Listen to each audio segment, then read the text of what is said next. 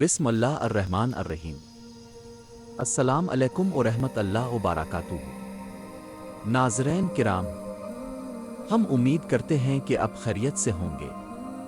ہماری دعا ہے کہ رب کائنات آپ کو اپنی حفاظت میں رکھے اور آپ کی زندگی کو سکون اور خوشیوں سے نوازے۔ اللہ تبارک و تعالیٰ آپ کے اور ہمارے رزق حلال میں فراوانی اور برکت عطا فرمائے اور آپ کو ہر پریشانی سے محفوظ رکھے، آمین۔ ناظرین، آج کی یہ مکمل ویڈیو اپنے ضرور دیکھنی ہے کیونکہ آج ہم ذکر کریں گے حضرت لوط علیہ السلام کا۔ یہ ویڈیو حضرت لوط علیہ السلام کے قصے پر مبنی ہے۔ ناظرین، حضرت لوط علیہ السلام حضرت ابراہیم علیہ السلام کے بھتیجے تھے۔ آپ علیہ السلام کے والد کا نام ہارون تھا۔ حضرت لوط علیہ السلام ابھی کم عمر تھے کہ آپ کے والد کا انتقال ہو گیا۔ حضرت ابراہیم علیہ السلام نے آپ کی پرورش کی۔ حضرت لوط علیہ السلام کے بچپن اور جوانی کا کافی عرصہ انہی کی زیر نگرانی بسر ہوا۔ حضرت ابراہیم علیہ السلام پر سب سے پہلے ایمان لانے والوں میں حضرت لوط علیہ السلام کا نام سرفہرست ہے۔ آپ کی جائے پیدائش عراق کا قدیم شہر اور ہے۔ یہی شہر حضرت ابراہیم علیہ السلام کا مسکن بھی تھا۔ حضرت ابراہیم علیہ السلام اپنے آبائی وطن سے ہجرت کر کے جب ہارون اور بعد ازاں مصر میں سکونت پذیر ہوئے تو حضرت لوط علیہ السلام ان کے ہمراہ تھے۔ یہی حضرت لوط علیہ السلام کو منصب نبوت سے سرفراز کیا گیا۔ مشرقی اردن اور فلسطین کے درمیان بحیرہ مردار کے کنارے جنوبی حصے میں سرسبز و شاداب وادیاں تھیں۔ یہ علاقے صدوم اور عمورہ کے نام سے مشہور تھے۔ ان علاقوں میں پانی کی فراوانی کی وجہ سے زمین زرخیز تھی۔ کھیتی باڑی خوب ہوتی تھی، ہر قسم کے پھل سبزیاں اور باغات کی بہتات تھی۔ ان علاقوں کے باشندے خوشحال تھے اور زندگی کی آسائشیں انہیں حاصل تھیں۔ ازلی دشمن ابلیس نے انہیں گمراہ کرنے کے لیے اس خوشحال اور پرآسائش زندگی کو استعمال کیا۔ ان بستیوں کے مکین اللہ کی عطا کردہ ان نعمتوں کو اپنے ظلم بازو کا نتیجہ سمجھنے لگے اور عطائی خداوندی کو یکسر نظر انداز کر دیا۔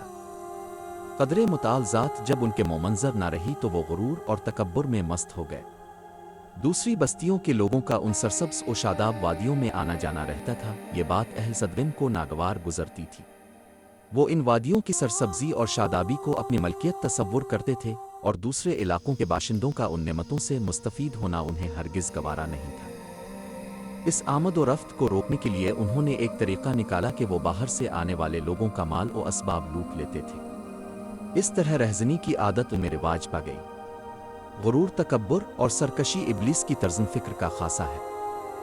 اہل صدوم نے جب اس طرز فکر کو قبول کر لیا تو ان کے اندر طرح طرح کی برائیاں پیدا ہو گئیں۔ حرص، لالچ، بغض، حسد، کینہ پروری، دل آزاری، بد اخلاقی اور فسق و فجور میں وہ لوگ مبتلا ہو گئے۔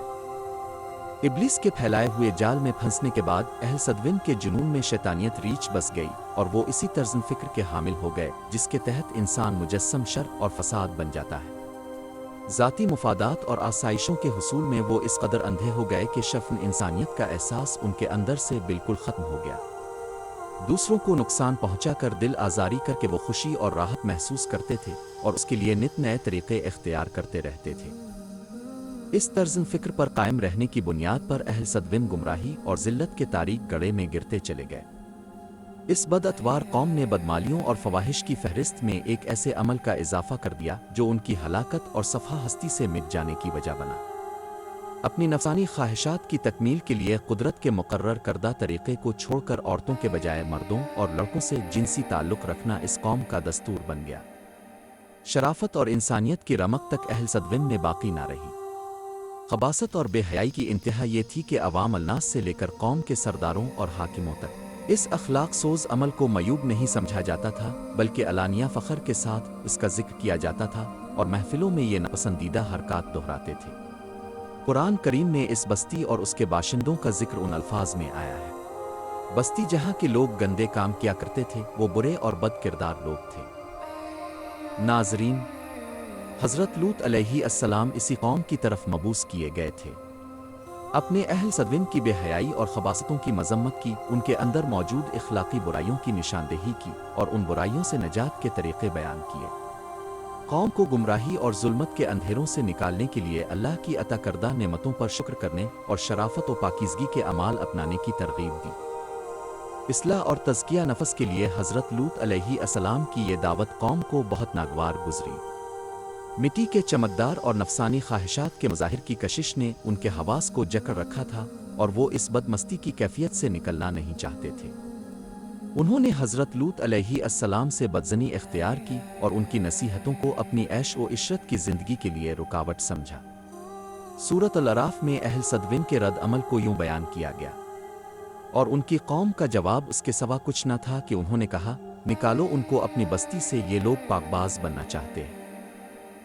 صدوم اور عمورہ کی سرزمین پر بسنے والی یہ سرکش قوم اپنی نافرمانی، بے حیائی اور اخلاق سوز اعمال پر مصر رہی۔ حضرت لوط علیہ السلام نے انہیں ان کے ناپسندیدہ افعال کے باعث اللہ کی ناراضگی اور ان بدمالیوں کی وجہ سے نازل ہونے والے عذاب سے ڈرایا، لیکن قوم نے نہ صرف ان کی نصیحتوں کو ٹھکرایا بلکہ ان کا مذاق اڑانا شروع کر دیا، اور نافرمان عوام نے اپنے طرز عمل کو دہراتے ہوئے غرور اور تکبر کا اظہار کیا۔ بستی کے لوگ جب حضرت لوط علیہ السلام کو دیکھتے تو آوازیں کستے اور کہتے، اے لوط، اگر تیرے خدا کو ہمارے اعمال پسند نہیں تو وہ عذاب لا کر دکھا جس کا تو بار بار ذکر کر کے ہمیں ڈراتا ہے۔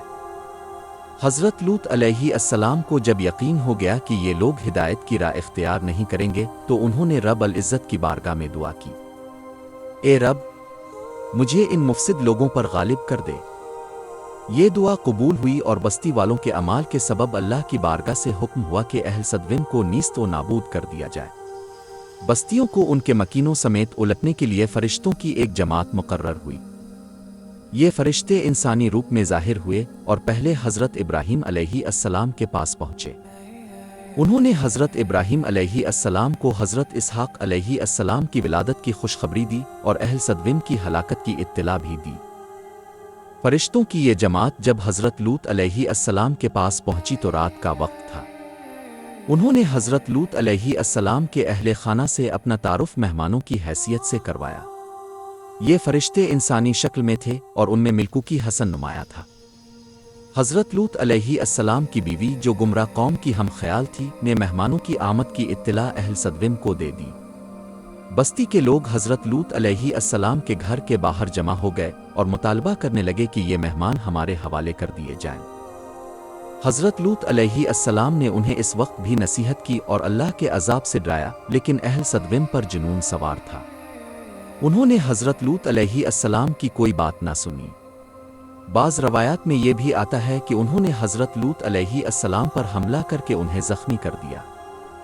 اس وقت حضرت لوط علیہ السلام نے اللہ کی بارگاہ میں دعا کی، اے میرے رب، مجھے اور میرے اہل خانہ کو ان کے اعمال سے نجات دے۔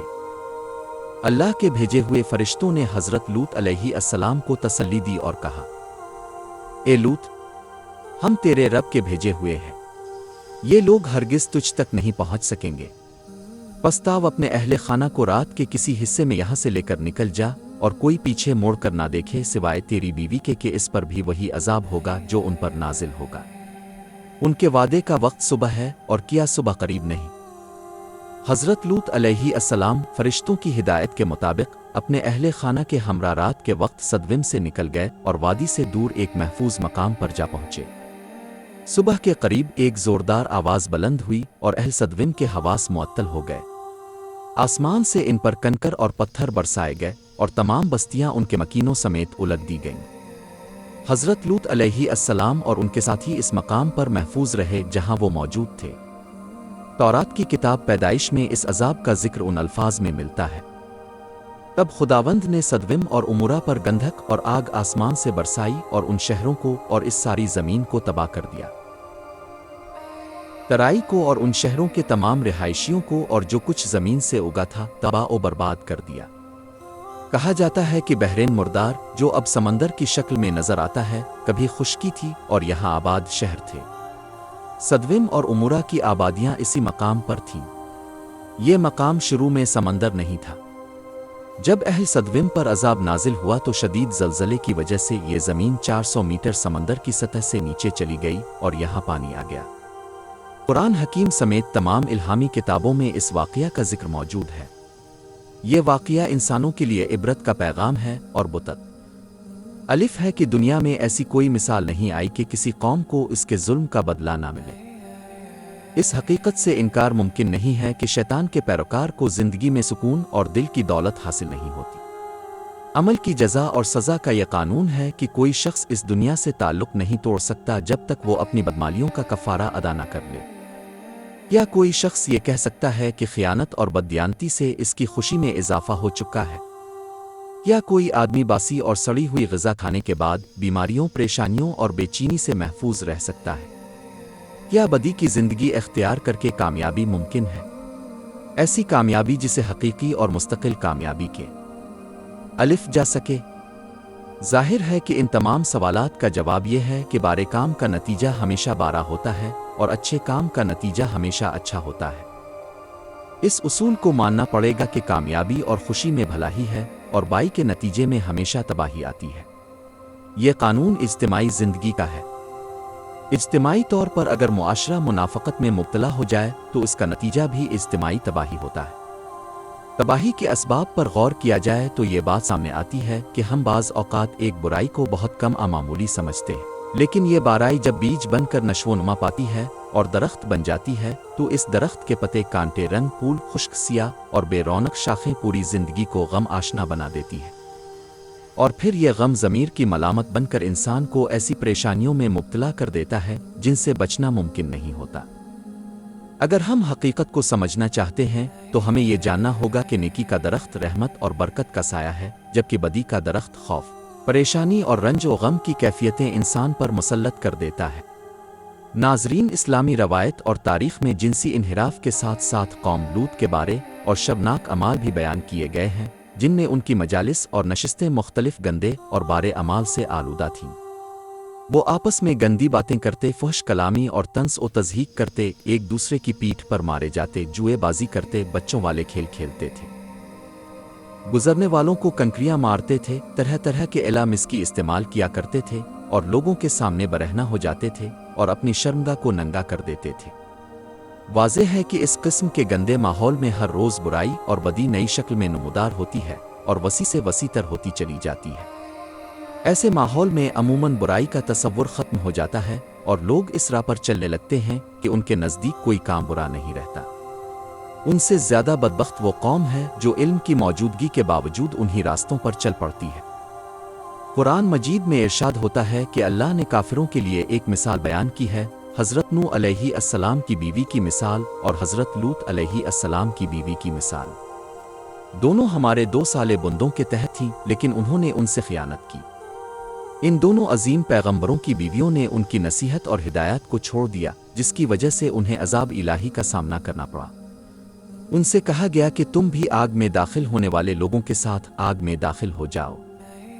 ناظرین، حضرت نوح علیہ السلام کی بیوی کا نام والیہ اور حضرت لوط علیہ السلام کی بیوی کا نام والمیہ تھا، اور بعض روایات میں لکھا ہے کہ حضرت نوح علیہ السلام کی بیوی کا نام والعتا اور حضرت لوط علیہ السلام کی بیوی کا نام والمیہ آب اللہ تھا۔ بہرحال ان دونوں عورتوں نے ان عظیم پیغمبروں کے ساتھ خیانت کی۔ البتہ ان کی خیانت زیادہ تر افشائے راز سے متعلق تھی، نہ کہ فحش اور بے حیائی کے طور پر، کیونکہ کسی پیغمبر کی بیوی کبھی بھی بے حیائی سے آلودہ نہیں ہوتی۔ جیسے کہ پیغمبر اسلام صلی اللہ علیہ وسلم سے ایک حدیث میں صاف طور پر بیان ہوا ہے کہ کسی بھی پیغمبر کی بیوی کبھی بھی بے حیائی سے آلودہ نہیں ہوئی۔ حضرت لوط علیہ السلام کی بیوی کی خیانت یہ تھی کہ وہ اس پیغمبر کے دشمنوں کے ساتھ تعاون کرتی تھی اور ان کے گھر کے راز انہیں بتاتی تھی، اور حضرت نوح علیہ السلام کی بیوی بھی ایسی ہی تھی۔ ناظرین، بعض روایات میں ہے کہ جب فرشتوں نے کہا کہ عذاب کے وعدے پر عمل درآمد صبح کے وقت ہوگا، تو حضرت لوط علیہ السلام، جو اس آلودہ قوم سے سخت ناراض اور پریشان تھے، وہ قوم جس نے اپنے شرمناک اعمال سے ان کا دل مجروح کر رکھا تھا اور ان کی روح کو غموں سے بھر دیا تھا، فرشتوں سے خواہش کرتے تھے کہ جب انہیں عذاب آنا ہے تو جلدی ہو جائے۔ لیکن فرشتوں نے حضرت لوط علیہ السلام کی تسلی کے لیے کہا کہ کیا صبح نزدیک نہیں ہے؟ آخرکار عذاب کا لمحہ آن پہنچا اور حضرت لوط علیہ السلام کے انتظار کے لمحات ختم ہوئے۔ جیسا کہ قرآن مجید میں ارشاد باری تعالیٰ ہے، جب ہمارا حکم آ پہنچا تو ہم نے اس زمین کو الٹ کر رکھ دیا اور ان کے سروں پر مٹی اور پتھروں کی شدید بارش برسائی۔ یہ پتھر اس قدر تیز تھے کہ گویا پتھر ایک دوسرے پر سوار تھے، لیکن یہ معمولی پتھر نہیں تھے، بلکہ تیرے پروردگار کے یہاں معین اور مخصوص تقدیر سے بھی کھیلنے والے انسانوں کے ایمان اور اخلاق کا بھی مذاق اڑانے والے تھے۔ جب ان کے ہمدرد اور رہبر نے مدد کی فریاد کی تو انہوں نے کان نہ دھرے اور ان کا مذاق اڑایا۔ اعلیٰ ضدی بی زبانی اور بے حیائی یہاں تک پہنچ چکی تھی کہ وہ اپنے رہبر کے مہمانوں کی حرمت اور عزت پر حملہ کرنے کے لیے بھی اٹھ کھڑے ہوئے۔ یہ وہ لوگ تھے جنہوں نے ہر چیز کو الٹ کر رکھ دیا تھا۔ ان کے شہروں کا بھی الٹ جانا ضروری تھا، صرف یہی نہیں کہ ان کے شہر تباہ و برباد ہو جاتے، بلکہ ان پر پتھروں کی بارش بھی ہونی چاہیے تھی تاکہ ان کی آخری زندگی کے آثار بھی تباہ ہو جائیں اور وہ ان پتھروں میں دفن ہو جائیں تاکہ ان کا نام و نشان اس زمین پر نہ رہے، صرف وحشت ناک تباہی، بربادی، بیابان، خاموش قبرستان اور پتھروں میں دبے ہوئے مردوں کے سوا ان میں کچھ باقی نہ رہے۔ کیا صرف قوم لوط کو یہ سزا ملنی چاہیے تھی؟ نہیں، یقیناً نہیں، بلکہ یہ منحرف گروہ اور ظلم و ستم کرنے والی قوم کے لیے ایسا ہی انجام انتظار میں ہے۔ کبھی ان پر آسمانی عذاب کی بارش اور کبھی ان کی تباہ کن اختلافات کے تحت ان کا پردہ فاش ہوگا۔ حقیقت یہ ہے کہ ہر ظالم کو کسی نہ کسی صورت میں ایسے عذاب کا سامنا کرنا پڑے گا۔ اللہ ہمیں اپنی ہدایت سے نوازے اور ہمیں صراط مستقیم پر چلنے کی توفیق دے، آمین۔ دوستوں، امید ہے آپ کو اس ویڈیو سے فائدہ ہوا ہوگا اور ایمان میں بھی تازگی آئی ہوگی۔ اگر آپ کو پسند آئی ہو تو اس ویڈیو کو اپنے دوستوں کے ساتھ شیئر کریں تاکہ سب کو فائدہ ہو سکے۔ اگلی ویڈیوز تک مجھے اجازت دیں، اللہ حافظ۔